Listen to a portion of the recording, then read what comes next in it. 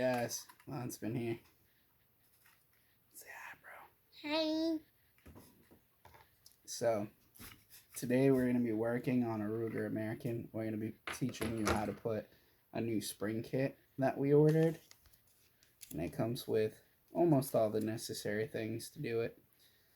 I think I ordered it for like 12, 13 bucks. Can't beat that. But first, I want to show you this. I just built this the other day, and I actually have a unique design. And it's epic. My dad got it from the mail, and it's cool. Yeah, I got the pendant. It's very shiny. I got the pendant in the mail, and then I built this, and I plan on doing a unique design here this week that we'll show you soon, right? Yes. It's gonna be pretty cool. I don't think I've ever seen one done yet. So, but this, you can't really see it because it's shining, but it has Huntsman 32 stamped into it, or well engraved. So this was a pain to build, by the way, but it came out phenomenal. That's epic. Pretty rad, huh? Dad, what if you got a golden YouTube button? Clack. We need a lot more subscribers for that. Or we could get the golden one. Alright, so first things first. This is a spring kit. Comes with all your paperwork. I don't remember the website I got it from, but comes with all the directions and everything. It's supposed to modify your trigger spring and drop it down to like 1.5 pounds. But I think it's going to kick in somewhere around 2. So we're going to find out. First, I'm going to teach you guys how to take the frame off the rifle. So the first thing you want to do is make sure that everything is clear. 3-point check it. And it is clear. Second thing you want to do, well, the very first thing you want to do is remove the magazine and put it way out of sight. Second thing you want to do is clear the weapon, obviously. And then down here you have 2 screws. That's going to pull your frame. That's going to pull your stock off. So we're going to pull those. Thank you, whoever sent this trigger kit for these Allen keys. So to do this, you are going to need 2 Allen wrenches. Hey, bud, can you throw that in the trash for Dad? Yes. Thank you, sir. And I'll do this again. You dropped it.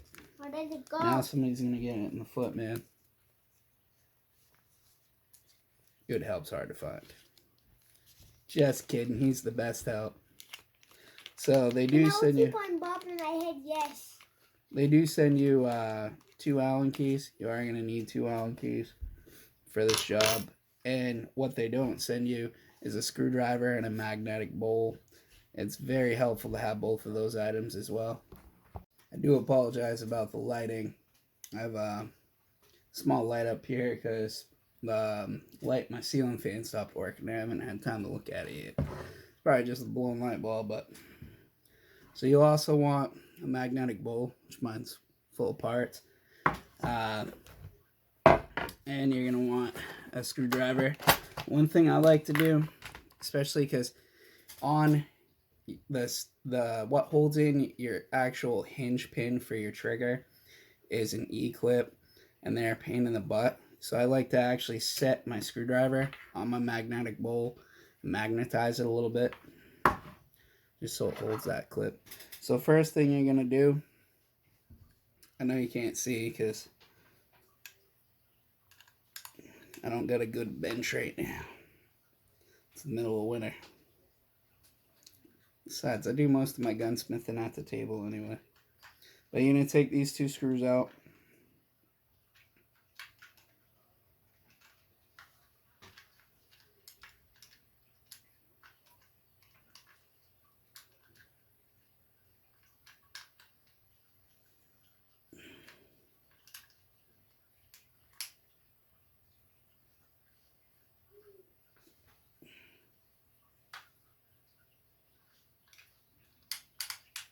That one was in a little bit tighter than I thought it was.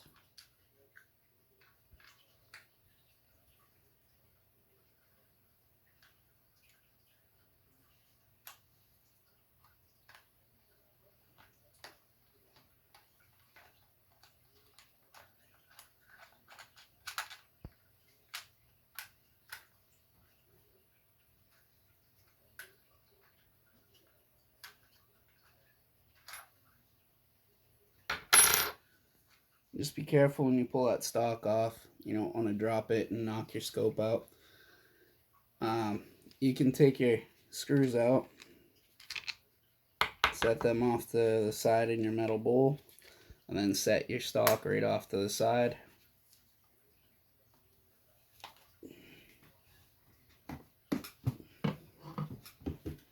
This is what everything should look like now.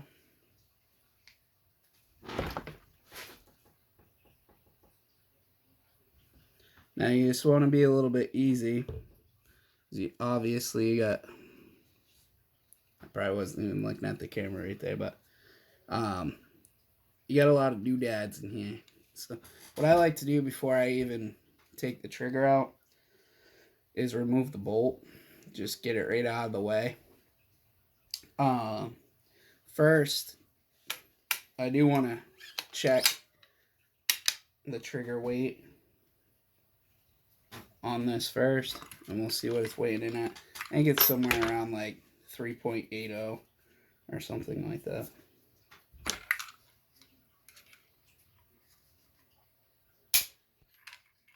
Oh. Help if I turned it on.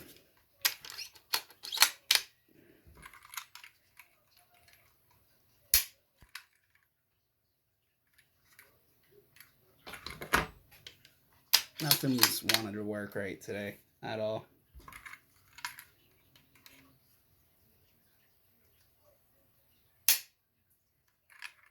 Yep, so we had about 3.86 at break. So I need a new trigger pull device. So anyway, I tend to pull the bolt just to get it out of the way. But there we go. You don't know how to do that. On the other side, there's a little plunger, a little bar that sticks out. As you're sliding it back, you pop that bar and the bolt should slide right out. So this is where the fun stuff begins. So it's actually not even really that bad. You have your E-clip here. So the first thing you're going to do is take your screwdriver. Let's see if I can get you guys over here. So you're going to take your screwdriver and you want to pop out this E-clip. Be very careful because it does like to go shooting across the room. So the one thing I told you to be careful of, I actually went and did. It's been a long day. So that being said, I'm going to sweep the floor a little bit later and see if I can't find it. I kind of scoured the ground while the floor a little bit. Didn't see it. Couldn't have gone too far. I did hear it hit the ground, so it's probably just sitting off somewhere where I can't see it. It's really small, if you can't tell from the video. So we're going to teach you how to finish the rest of this job, though, and then I'll either find that one and put it back on or order one and get it back on. So we got our E-clip off. This is your trigger pin hinge. Trigger pin right here. You just pop that out. Make sure you put it in a safe place. Oh yeah, your trigger will move a little back. So normally on this trigger you would have a bar behind it with a spring.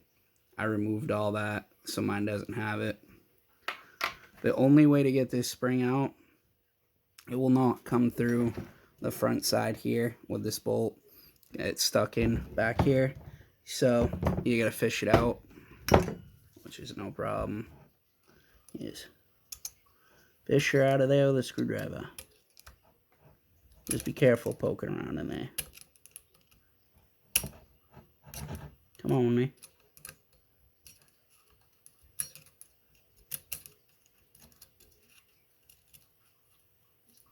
There it is. There's your old spring. Now your new spring will slide through on through this bolt hole.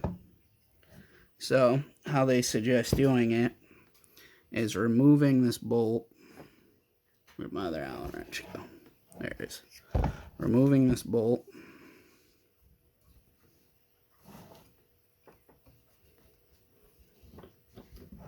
Yeah, she's locked in there pretty good.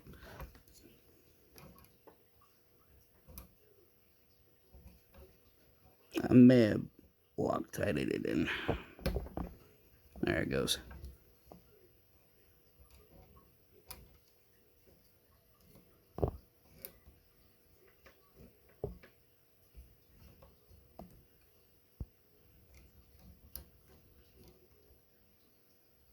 Lighting's terrible over here, by the way.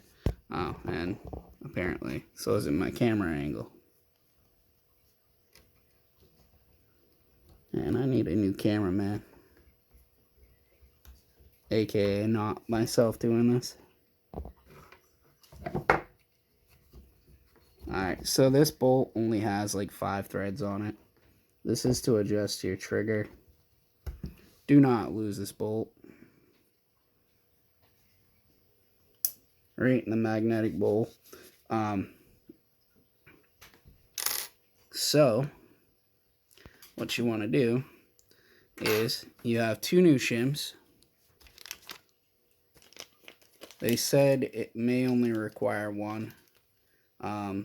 They did put in a little bit of some lube in here to make your shim stick. I don't think I'm going to need it. So I'm probably not going to mess with it because I really don't feel like opening it. Did they only give us 1 shim? Oh no, there's 2 there. In the magnetic bowl you go.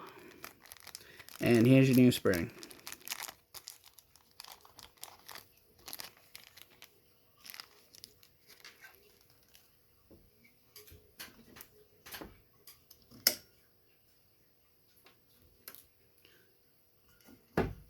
So you're going to take your hinge, you're going to take a shim, put it on one side, and put your trigger housing in. Your trigger itself in.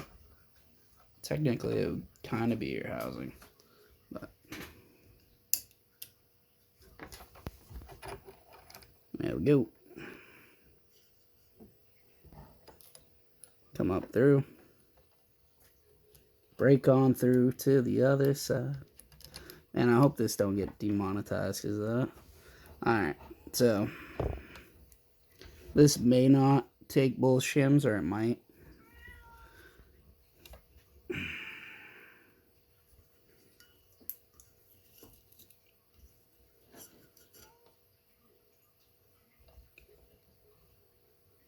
I guess it might. Alright. Now the sad part is I don't have my E-clip. Alright, apparently they lied to us and the spring does not fit through the front hole. So we had to put it back in through. Thank God I didn't get that E-clip in there yet. So you get your spring set back in. You guys probably won't be able to see this, but there is a crevice, a hole that spring sits in. And then you get your trigger back up in. And then lined up. Set your trigger pin. Oh, that weren't so hard. Set your other shim. If it'll fit, it does say in the instructions that might not, both shims might not fit, but we're gonna give it a whirl anyway.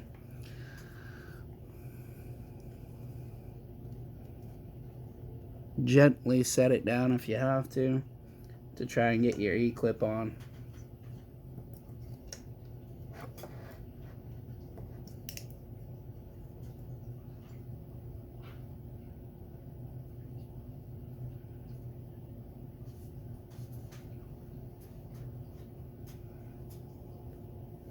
My big bear paws are probably going to be in the way here.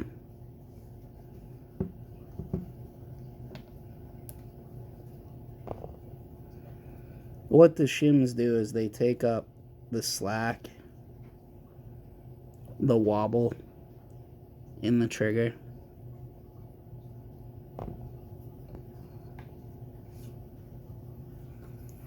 It's a good idea to keep your thumb here at this point. There it is. Just like that. And there's still quite a bit of wobble in that trigger. But we'll put some tension on it. You also want some blue Loctite, by the way, because you don't want this little screw working its way out. They say only to leave one thread exposed. I've heard it's not a bad thing to leave at least 2 to 3 threads exposed. We're going to start with 2 threads exposed and see where our poundage is at that. And then if I don't like it, then we'll move to 3. But I should like it. It should lighten it up a lot. So just a dab of blue Loctite.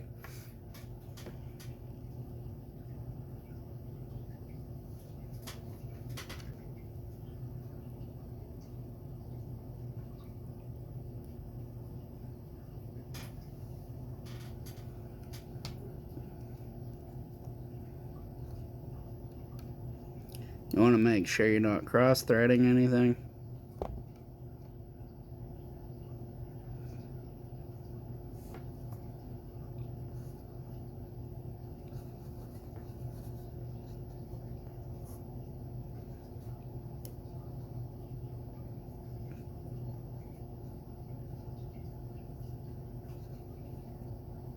We'll check it right here, see where it's at.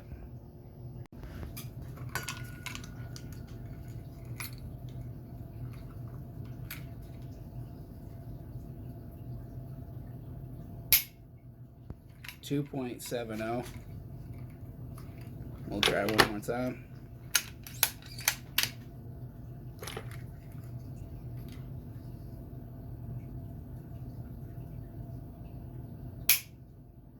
Oof. That was a lot lighter. Probably needed a little break in there. That one was like 210. This thing could also be not reading properly because it's old and clunky, but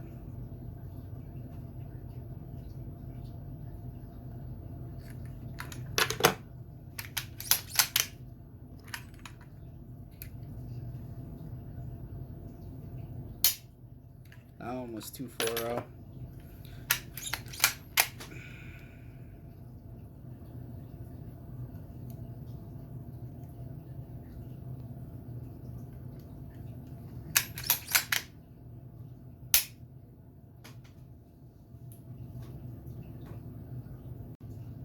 I'm going to set it out one more thread and call it good. I don't want to set it out too many threads. I would say if you set out one thread and left it, it would probably be in the probably 3-pound range. But maybe 2.75.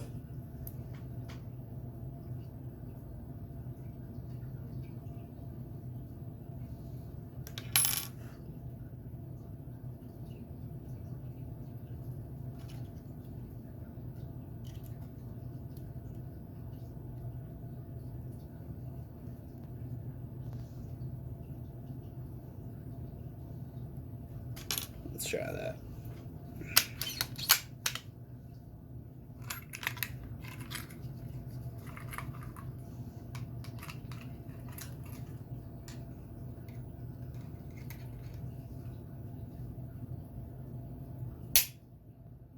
Yeah, 2.2.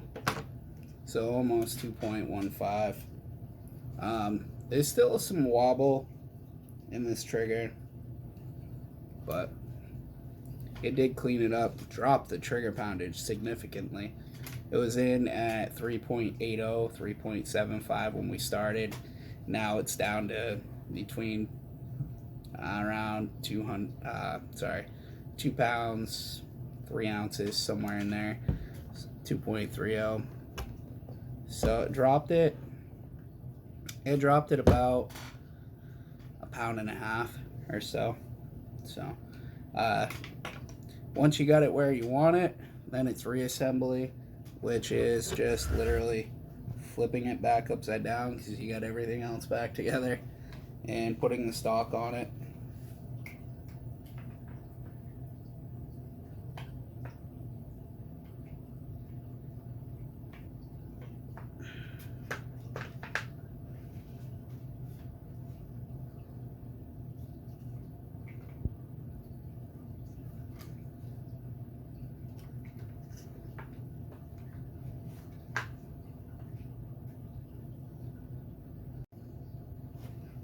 So you replace those 2 screws in by the magwell.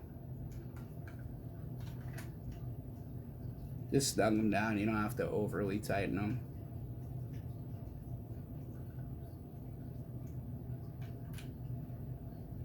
You just want to make sure they aren't going to loosen up. They loosen up and stock starts falling apart, missing shots.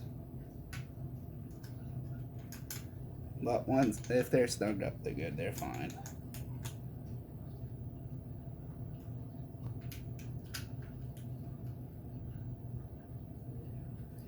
And that's all there is to that. This has been the Huntsman. Thank you guys for joining.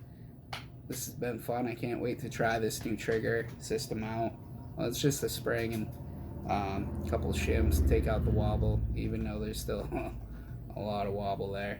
But I may tear it back down and reshim it myself with, I don't know, we'll see. But just to tighten it up a little bit, but I don't know, works for me.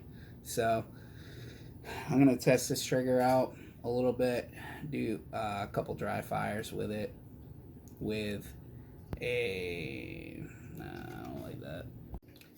So one good thing to do after you do trigger work is put a snap cap in it and do some dry firing to break everything in. Make sure everything's going to function properly. I had a 300 blackout that I had put in an ambidextrous safety on an AR, and it would jam it.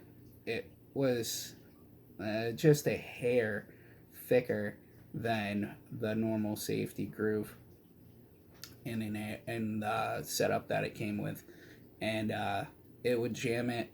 It wouldn't jam it every time, but it would jam it like every 5 or 6 times you pulled the trigger.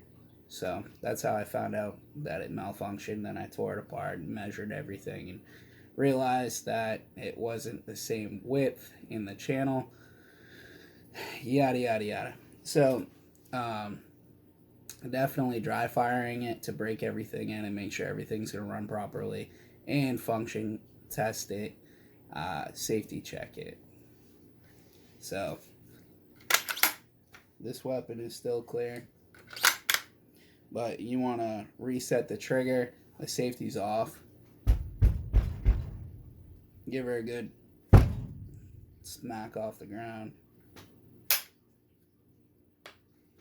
Everything's good.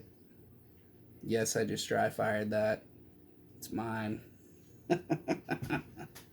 But you also want to test your safety. So, yeah, it's good to function test them. I didn't do anything to the sear on this. All we did was the trigger spring. So you don't really have to worry about it snapping loose. I think it was the Access. No, the Remington 700. It had the, I think it was like an Access trigger in it. Something like that. I can't remember now. But they were adjustable. When you adjusted them, if you dropped it too low, it would snap the sear. Well, it wouldn't snap the sear, but it would break the sear free when you dropped it, and then it would drop the firing pin, and the round would go off, and a lot of bad things were happening because of that. So that's one thing you always want to check anytime you do work to a firearm, especially trigger work. You want to check your safeties. So it's been Huntsman 32. I'll catch you guys in the next episode. Have a great day, guys. I'll leave the link down in the description where you guys can get yours. I think I paid like I said, 12, 13 bucks. Probably 13 after shipping and handling and all that. But they send you everything that you need, then some. So almost everything you need. You are going to need blue Loctite and a screwdriver to get your E-clip off. Preferably a metal bowl to keep all your stuff in, but yeah, comes with a gunsmith in life. But I'll leave a link down in the bio. It's great to see you guys. If you guys want any merchandise, let me know. Like I said, I did have this pendant done, and I wove all this myself. It was a pain in the tushy, but I love you guys, so I'd do it again. I got actually a really, really cool design coming out. I'll be posting it on my Facebook. I don't know if you're on my Facebook or not, my actual Facebook. But I'll be putting it up here as well, and on my TikTok. So this has been Huntsman 32. I'll catch you guys in the next video. Have a great day.